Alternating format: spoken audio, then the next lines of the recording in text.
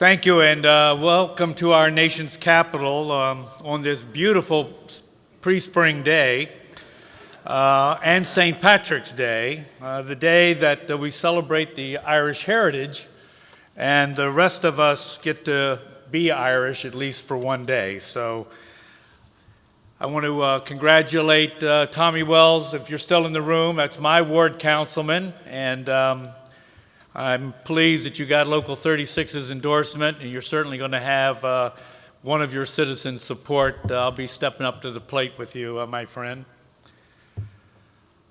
Let me begin this morning, brothers and sisters, by pointing out that these are difficult times for our members and our profession and for this IAFF of ours. Kevin mentioned that there's 500 of you here in the room, professional firefighters. But there's 500 of you here in the room that are actually the leadership of our affiliates all across this country. And as I look back over our union's history, I think about the decisions made in this city and our Congress and by the President and his administration, which can change the course of our nation. They create the laws. They implement the federal regulatory policies, and they have made a profound difference in our members' lives, their jobs, their safety, and securing their future. And through our history, we've used the strength and power of a federal government to advance agendas that would benefit those in our ranks, the men and women we all represent, who have chosen this noble profession to serve their citizens and communities, while defeating issues that would have an extremely negative impact on workers, working families, on every sector and industry, on our proud profession, and on public safety. This federal government and this Congress, from its inception, was responsible to set the goals, the rules, the laws, and provide the resources to build a better society and create great opportunity for our citizens and our country. Those elected to Congress, the President, and the executive branch, use the levers of our national government to help create a great middle class. They did it by recognizing that workers should have basic rights. And they did it by building on the constitutional guarantee of free speech to ensure that the people had a political voice, a place in the political arena, and effectively were able to participate in deciding who is given the reins of the power of government. Just over 40 years ago, we began in earnest to build a national political machine and a legislative operation. FirePack was born and set us on a course of activism and advocacy and launched us on a new path. 34 years ago, we began to enhance our federal political and legislative program by establishing this legislative conference to take advantage of the opportunity to influence a government and a Congress that can make a difference in our members' lives and livelihood. We've always found a way to make the political and legislative process, a process that many in our country right now disdain, work for us, regardless of which political party controlled the White House, the House of Representatives, or the United States Senate. We have moved important measures through the Congress and various federal agencies going back to the Ford years. We did it during the Carter, Reagan, George H. Bush, Clinton, George W. Bush years. And now we're doing it with President Obama and his administration. When I first took over as General President, for the first time since Eisenhower, the GOP controlled the White House and both houses of Congress.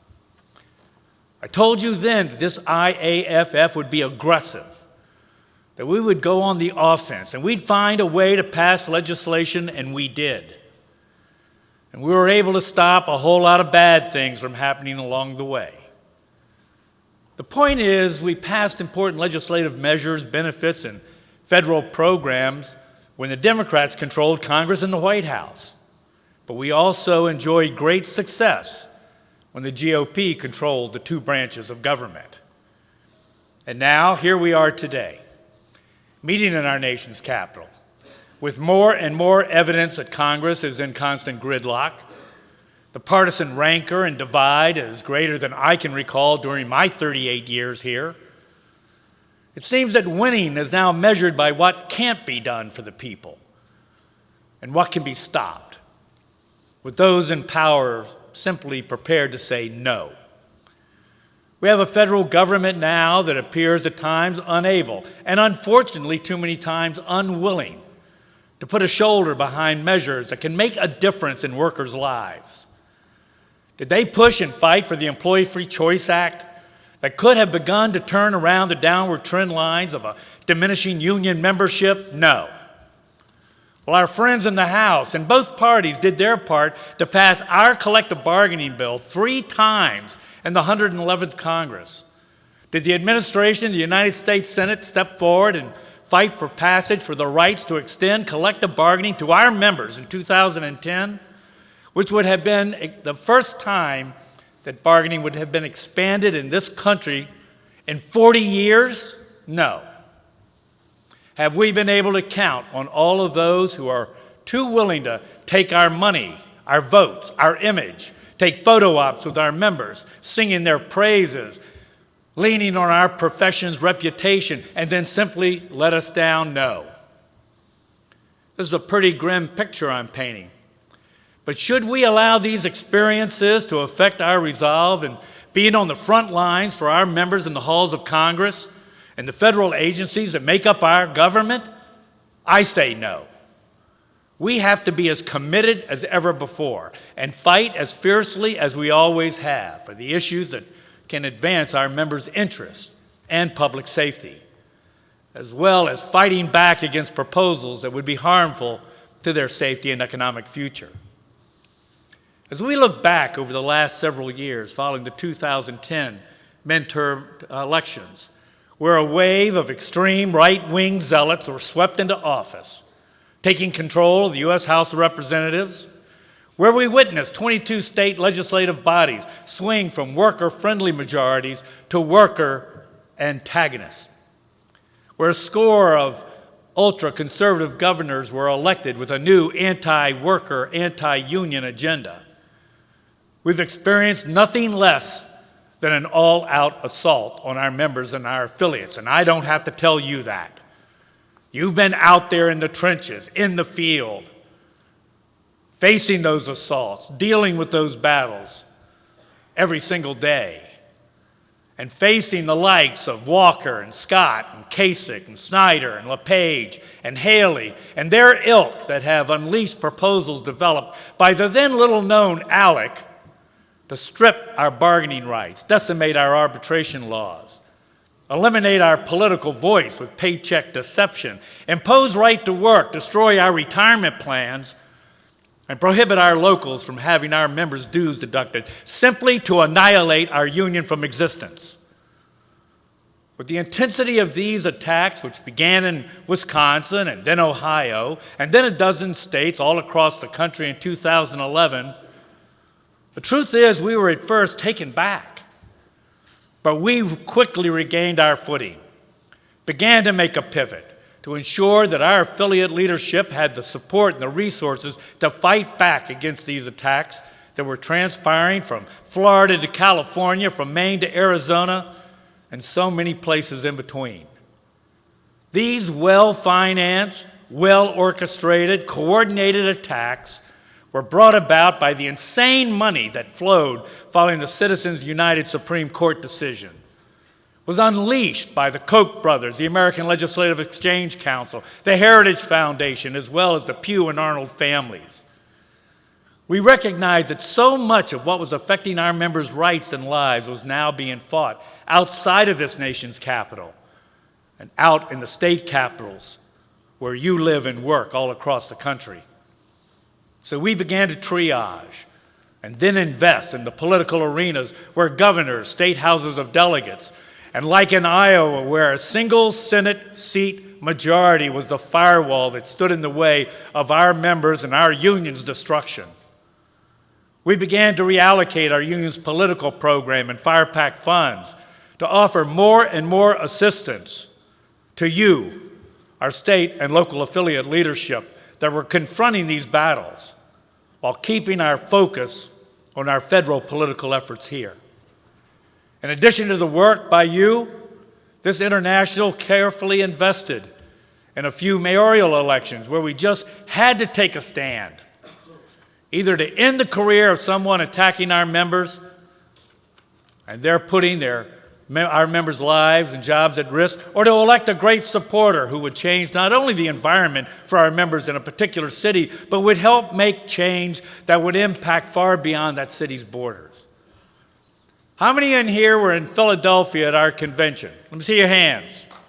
All right? How many of you got on those buses to go to Scranton, Pennsylvania, where Mayor Doherty was crushing our local and paying our members minimum wage? Well, we took a stand and we put that mayor on notice that we'd be back in Scranton at his next election. And if he wanted to try to crush our members, he's going to have to deal with us prepared to crush him.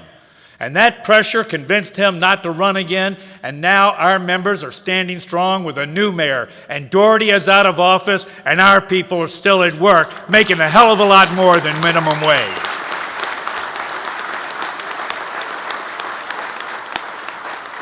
And as we continue to shift our resources to the field, we went all in for our great friend, Terry McAuliffe, who was running for governor in my home state of Virginia. And we made a significant investment, knowing that that election, as critically important as it was to the Commonwealth, could also be a bellwether for 2014. And not only did Terry win, but for the first time in over 30 years, we won all 3 statewide constitutional offices. And then we prevailed in 2 special state Senate elections and turned that Senate back to a worker-friendly majority. The point I want to make is we have been careful and thoughtful and selective while redirecting much of our political effort. Knowing we can't be involved in every governor, state legislative body, or mayoral election, but based on the greater good and the incredible impact these elections can have on our union, we made the shift to provide more support and more resources to the field, and that strategy has been effective and successful. However, even with all of that focus at the state and local levels, this nation's capital, this Congress, and this administration is as critically important to our members today as it ever has been. When we look at the success of the SAFER program, I can think of no other example of a federal program anywhere at any time in which an administration and the Congress provided unrestricted, no strings attached federal dollars to fund the salaries of local government employees. It was the work of this union, you, using the levers of government to put hundreds and hundreds of millions of dollars into our communities, to keep our members on the front lines and keep public safety strong. And 6 months into this fiscal year, we already have another $244 million now going out to cities like Detroit, New Bedford, Mass., Miami-Dade, Atlantic City, Orange County, Florida, Portland, Ventura, to keep our members riding those rigs. And brothers and sisters, we have kept this program alive and thriving in both Democratic and Republican-controlled Congresses, in spite of all the cuts across the entire budget. President Obama's budget for 2015, which was just recently released, is requesting another $335 million for SAFER and AFG, the same as last year. And with solid friends like Senate Appropriations Chair Barbara Mikulski and the work you'll be doing with your representatives and their staffs here this week, I'm confident those budget recommendations will once again become appropriations. So let's put this achievement in real terms. Since 2008, over $2 billion in unrestricted, SAFER money has been pumped into communities across the nation. That's 15,000 firefighting jobs, bringing our people back to work who had lost their jobs during the Great Recession, forced to go home and say, I lost my job today. and now back riding those rigs. And we also maintained our members on the line, avoiding being laid off, preventing further pink slips, so they can continue protecting their neighbors and their country. That's what we do, and that's what we should be proud of. And that's why I'm so proud of the work you do. We're keeping our members in good jobs, on the lines, keeping community and themselves safe.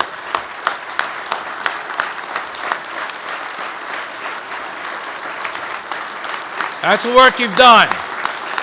You got a lot of families that have a good living, once again. And while we always want to be on the offense, we also know the reality is we have to be on the defense in these tough, difficult times. To fend off proposals that could have disastrous impact on our members in this union, like Senator Orrin Hatch's bill that will undermine our defined benefit plans. He wants to allow jurisdictions to put an end to the structured retirement plans we spent decades building that responsibly provide for a secure retirement. And he wants to allow jurisdictions to offer annual annuity contracts in their place. If his proposal were to succeed, the standard of living of our retired members nationwide would be reduced, if not eliminated. Retirement ages would increase. Disability provisions would be slashed. And the finances of all of our jurisdictions' pension funds would be completely undermined, leaving our members with no security in retirement after a career of risking their lives to save others. That's why we must be here. Not only to push for something greater, but to kill bills like this. You know and I know, whether it's at the local or state level, sometimes our best work, sometimes our most important work is to stop bad stuff from happening. And today is no different. And as we face these negative proposals, we have to be true to our core principles when we're dealing with those who let us down and take us on. Now, I know it's easy to call out our known enemies, whether it's on the federal level like Hatch, or whether it's in the state level like Walker and Kasich and Scott, LePage and Snyder, who work to undermine our members' lives. But the real test for all of us who operate in these political arenas is to answer the question, do we really stand by our political principles? That regardless of political party, if you support us, we'll support you. You have our back, we'll have yours. If you attack us, we'll be your worst nightmare. Now, we can say this. We can preach it, we can write it, but will we live by it? Will we actually do it? Most of you know that I call it as I see it. And as supportive as this administration has been in so many ways, I have to call out the president and his administration that simply let us down during the development, the enactment, and now the implementation of the Affordable Care Act. We supported conceptually the goal of providing health care coverage to 30, 40 million citizens who didn't have coverage. But we were also told that if you liked your health care plans, we could keep them. And that hasn't been entirely true. During this legislative rollout, our members and our profession, quite frankly, were offended by the so-called Cadillac tax. And we voiced strong and loud opposition to it. But it made it into the final bill. And it took a lot of majority and administrative support to do that. The fact of the matter is, if we can't modify or correct sections of the ACA, if the administration is unwilling to change through the regulatory process and provide some relief, particularly for our self-administered and self-funded plans, many of our members' plans will be in serious jeopardy. My point in all of this is even in times when we are discouraged because our federal government seems to be broken or our alleged political allies let us down, there is so much always on the line that we have to be advocating for or against on behalf of our members and our profession. We have to be fully engaged. And to do so effectively, we must always be totally committed to the political process at every level of government, and particularly in this federal government, whether it's the Congress, the Senate, or the presidency of the United States. And now we're entering this 2014 midterm election season, where so much is at stake. We have 36 races in the United States Senate, and we need to keep a worker-friendly, middle-class-friendly Democratic majority in that chamber. But as critically important as the majority is, we have to be true to our principles, and we have to hold everyone accountable. Like Senator Kay Hagan of North Carolina, one of our great double-crossers, who stood in front of 800 IAFF leaders at our legislative conference in 2008 and proclaimed, quote, "I'm no Libby Dole, support me, and I'll give you that cloture vote for your collective bargaining bill." Well, after we supported her, and I campaigned with her across the state, and she won, I then met with her several times as a new senator from North Carolina about that pending vote. She had the gall to tell me, well, sometimes things change. Even after I told her, we have you on tape with your commitment to our members and our union, she never blinked, and then she voted no. I can't describe that anything other than double-crossing was what she did to us. So now she's in a tough re-election. And I've made her a promise, and one that I plan to keep. And that is, she won't get one damn dime from this union. She won't get 1 ounce of support. She won't get one boot on the ground, because we don't support those whose word is no good.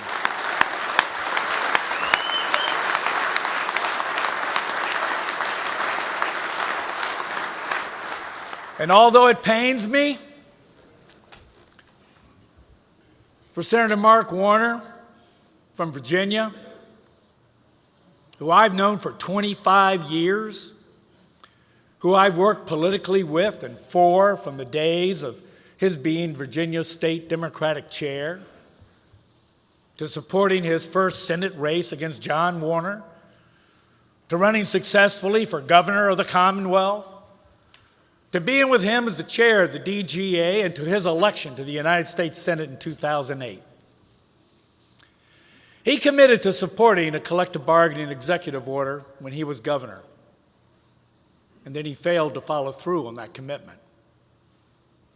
Oh, he apologized, said he was sorry, and because of our history, trying to look at the greater good, and the other issues that could be at stake, and his assurance that if we brought our bargaining bill to the Senate floor, he would never let us down again, we supported him.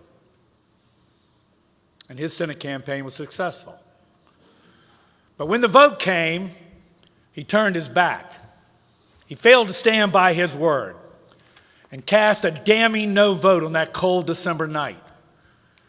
And just last week, Senator Warner asked for a personal meeting with me. I told my staff to make sure his staff knew he's sure he wants that meeting. And we met. And I told him in no uncertain terms that he hadn't earned our support going forward in his re-election bid this year. And he had lost our respect. And that our silence in his effort to return to the Senate chamber this fall would be deafening. He was not going to have the IAFF by his side again.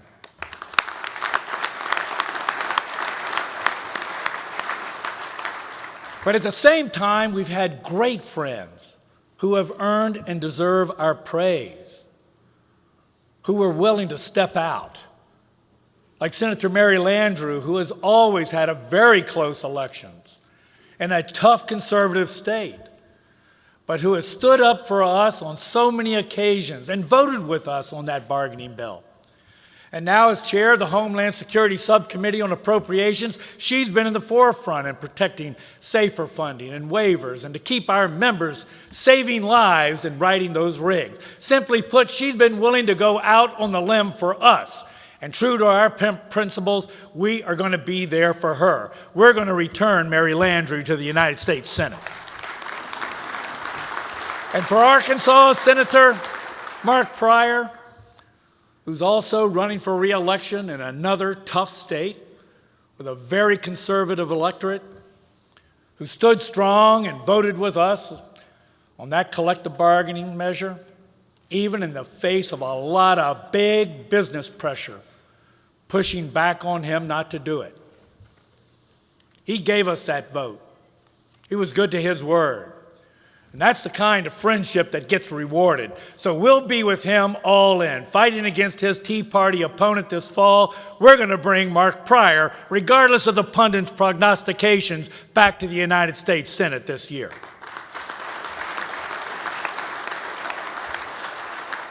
And we'll also be making a major effort for Senators Jeff Merkley and Mark Begich and Jeanne Shaheen, Mark Udall, Jack Reed, Tom Udall, Al Franken, and John Walsh from Montana. We'll be supporting Democratic challengers like Allison Grimes in Kentucky and Bruce Braley in Iowa.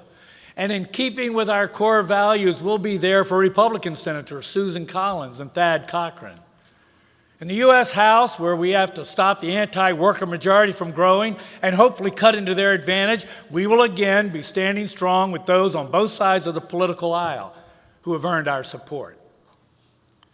With all that I've said this morning, here's the bottom line. At the end of the day, one thing we have to all remember and keep in perspective. This union of ours has been around for 96 years, fighting on behalf of those who are on the front lines for our nation 24/7. We're a union that continues to find a way to grow with 300,000 men and women and over 3,400 locals, even during these recent economically trying times. We're strong, a political force. It's often described as punching way above our weight class, but doing it well and winning. We have a proven track record of winning a hell of a lot more battles in which we engage than we lose.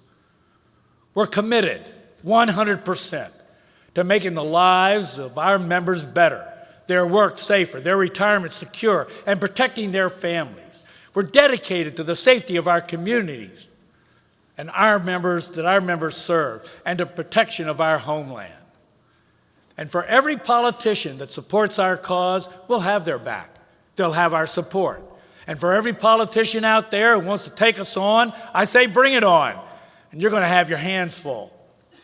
For every one of those who wants to take away the rights, the political voice, the pensions, the safety of our members, and cut into public safety, you need to remember two things. First, when we come to your arena, we bring everything it takes to play the game, money, marble, and chalk. And second, when you've moved on, when your political career's over, when you're no longer in the picture, this IAFF will be here for another 96 years, standing strong, working on behalf of our members, fighting another day. That's who we are. And for all of you, our leadership gathered here, we will stay the course. We will continue the mission that we've taken an oath to advance and defend. And we'll do it together. Have a great week. Let's get to work for our members. God bless you, and God bless every member on the front lines everywhere.